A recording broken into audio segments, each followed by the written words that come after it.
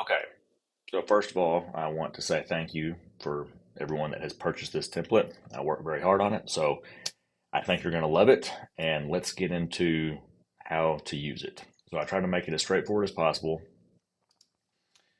Let's close that. Okay, so when you open it, we've got a few different sizes here.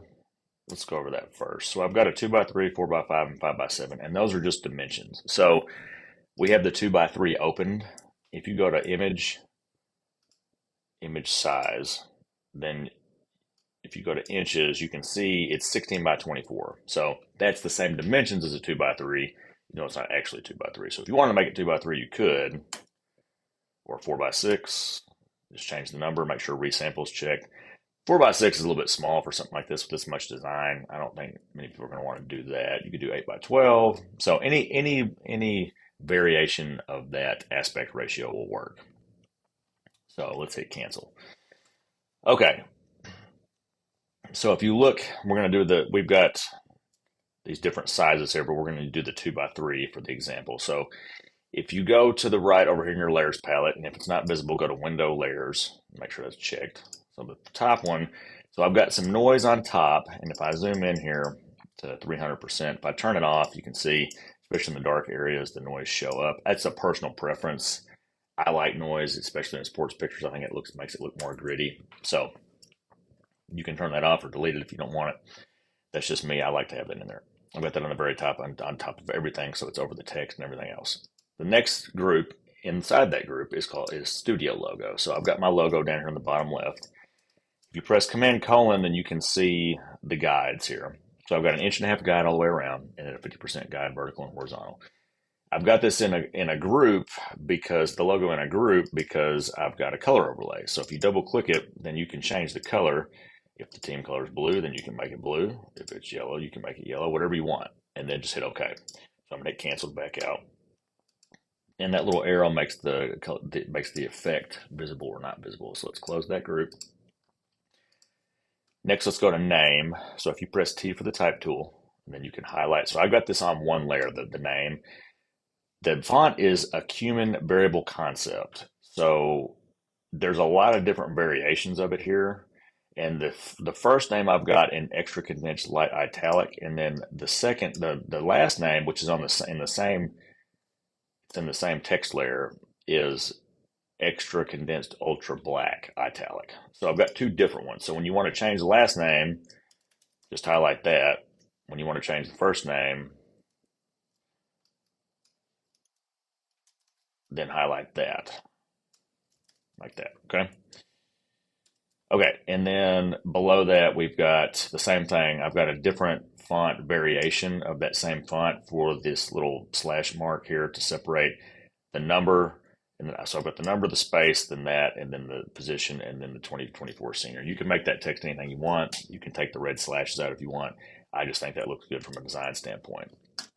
All right, and I've got then a texture over the name. So if you turn that off, that's what it looks like. You could change the font color if you wanted to. If you wanted to do that, just get the type tool again, highlight the name that you want to change, the part of the name you want to change, and then you can make it brighter if you want to, like that. And then hit Command Enter, and we'll apply it. All right, so we'll go back and then turn that texture back on. And then we've got also the effects here are drop shadows that are applied to all the text. So you can turn them off, turn them on. There's three different ones that kind of build up and add different. They kind of build up that drop shadow so it looks a little bit more realistic. So it's not just one. All right, so let's close the name. Okay, so next we have the group for the small photo. I'm going to press Command colon to get rid of those guides. Okay. So if we open that, we've got a layer mask on it. If you press Option and click on it, then you can see there's a gradient on it. Inside, we've got the cutout folder and then the image faded folder. So it's the same picture. So let's go to the photo that we used for that, which is this one. All right, so I'm gonna delete these right now and then go back to my photo. So you're gonna open your picture, and then hopefully there's enough separation between the background and the subject so that Photoshop can do this fairly easily. You could also have a third party do it, like Robuku or Photo Day or somebody like that. They can remove and cut people out, remove the background, cut people out for you if you don't want to spend the time to do it. But all you have to do, if it's good, if it's there's a good depth of field like this photo, and there's a definite separation between the subject and the background, all you have to do is hit remove background. It's going to do a pretty good job. See, so there we've got a layer mask. Option click, you can see it. And then if we duplicate it by pressing Command J, I'm going to delete the layer mask on the back on this one. So Control click and then hit delete layer mask. So I'm going to select both of these, then select B for my move tool. And then what I'm going to do is click on the picture and then mouse back over my template and then drop it in, because I had my cutout folder selected when I got out of this and went to the other tab. So that's important. So you need to be in the folder or in the layers where you want to drop the picture. Okay, so I'm going to select the group right now and then put that where I want it, about there, and then we're going to make it a little bit smaller. I don't want to go over the background picture too much. Okay. All right, and then also on the name, looks like I moved that texture a little bit, so let's move that back over. Okay, so now it's important to move them together because you want them to stay lined up. So then all you do is drop this picture into the image faded, and then now it's going to automatically, because of that mask, when you drop it into that group, it's automatically going to fade that one for you. So now we're good. So we've got the small picture in there, and then the large photo is next. And so let's open that group. There's another mask on there that you can see. So I've got two options here. There's a cutout option and a faded option. So the cutout, let's delete that one and then go to our picture right there. Okay, so we're gonna do the same thing, remove background. So this did a pretty good job. It missed a little bit of his hat. If you get the brush tool and then get white as your foreground color, and then make sure your mode set to normal, your opacity and flow are both at 100. If you hold Control and Option and mouse left or right, it makes the brush bigger or smaller. Up and down makes it softer or harder. So I'm gonna go fairly hard, and then with white on my mask, make sure you're on the mask, not the photo. On the mask, I'm gonna draw back that part that it missed. I think missed part of his head here. For the most part, it did pretty good. I'm not worried about the edges right now. I am pretty picky when it comes to cutouts, but for this background, we're not going to worry about it that much. I am going to get this little part right here, make sure that's nice and clean. No background showing through. If you hit X, it makes sure toggles your colors, and then I'm going to hit white to bring it back in. Okay. Command 0 zooms all the way out. All right, so we're good. So I'm going to go back to my template, make sure I'm in the cutout folder. Go back to that, get the move tool, mouse over the tab, and then drop it in. I'm going to press Command T and Command minus to zoom out, and I'm going to make it a little bit bigger.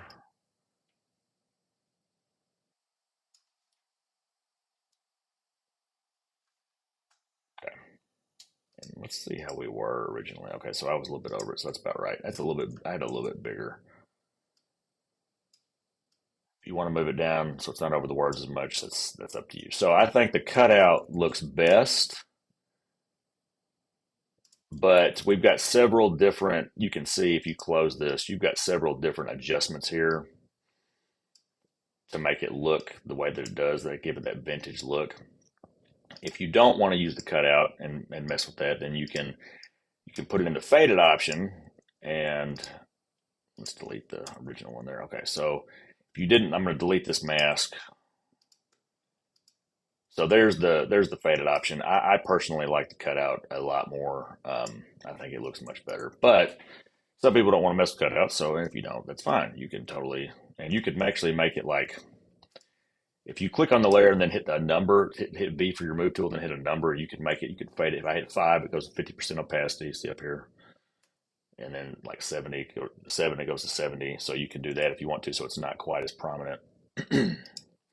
But I think that personally, I think the cutout version looks much better, but we can leave that for now.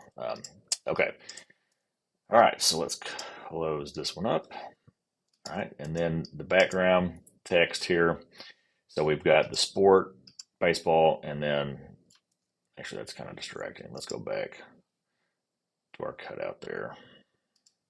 That's why I like that better, because you can it just looks cleaner. So, okay. Now, so I've got our texture on top here. You can see when I take that off of baseball, it loses that. So I've got the sport. We've got a layer style here, which is a couple drop shadows again. You can click that arrow to get it down or not. And then mascot name in the back, we've got a layer style on that. Also an inner shadow on that one, just a very subtle one. So this is the same font. You can press T. I would suggest turning the top one off if you want to change the back one, just so it doesn't get confused. And then you can highlight it, and then it's the same font, and you can even change it if you wanted to, the variation of it. But and then if you want the color to change, I'm gonna press Command A to select all. You can click that color up there, and then whatever color you want to make it, and then hit OK. Command Enter or Command Return to apply it, and let's turn that back on now. Okay. And then the number in the background. So I'm going to turn my photos off. And then I'm going to turn my other text off just because I just want to see the number. So if you press Shift on a mask, you can see the whole thing. You can turn that off or turn it on. Just select the number, same thing, and then change it to, whatever number there. Now that one's too big, so I'm going to press Command T, and then I'm going to press Command colon to bring my guides up, and then I've got my lock checked here, so it's going to keep the proportions the same. If you don't, it will distort it. So make sure that's locked, or you hold Shift. So we want to make sure 20 fits a little bit better here. So that'd be good right there. Turn my mask back on, close the group, and then turn everything else back on. And like I said, you can turn that mask off if you want to, so you can see the number better. And then on the background, I have a background adjustment layer, which is a hue saturation. So you can see it changes the color a little bit, makes it kind of orange looking. So you can just click on that icon on the left and then change your hue. And then if you want to have a slight color adjustment on the background, you can make it more saturated if you want. I personally think that's a little bit too much. I would probably keep it desaturated like I had it, but you can change that if you want to. If you wanted to put like the team secondary color back there or whatever, then that's an option too. Or you can just turn it off, leave it vintage looking. It's up to you. So that's pretty much how you use that one. Hopefully that's straightforward. If you guys do have any questions, obviously you can email me or you can comment on the video, and I will do my best to answer them. All right, so let's close that one. Save it. Okay, so save that. All right, so now, so the other variation besides the sizes is this game day graphic that I made. So it pretty much works exactly the same. There's a little bit more text here, like game day is on the same line. Let's see. So the header's at the top, and then the other text is at the bottom. So you got texture on top of it, and then game day is all on one layer. McCracken and Tillman, the two teams are on one layer, and you can leave as much space as needed in between those. Versus is a little bit bigger, so it's its own layer, and then the location and all that is at the bottom also. And the only other thing, so let's the picture. There's one picture, but it's duplicated just like the other one, so we've got it twice. So let's go over that real quick. Let's delete those. Okay, so let's go to our photo here. Okay, so the same thing. Just going to do remove background. Worked like a charm. I'm going to press Command J to duplicate, delete that layer mask, and then hold Command and select both layers. Select my move tool, and then mouse over that other tab, drop it in. So this one's going to have to be enlarged quite a bit. So I'm going to bring it to the bottom, press Command T, make sure my link is checked here, and then make it about as big as I think it needs to be. Like that. Okay, now, so we were I had the cutout folder highlighted, so it dropped those pictures into there. I'm going to select the one that's intact and then pull it down into that bottom folder, and then it's going to fade it for me. The cutout on top is over the text now, and we are good to go. So this can be just for social media posts for a game day, or you could do player of the week or player of the game, whatever. Lots of different possibilities with this one. So, and this doesn't have to be just baseball. It could be other sports too. I did gear it towards baseball. I feel like it has a baseball look, but you could definitely make another sport if you wanted to. So definitely doesn't have to be baseball. So, all right, that's it. Hopefully everything works out well for everybody that's bought this template. Thanks again. And again, if you got any questions, just let me know.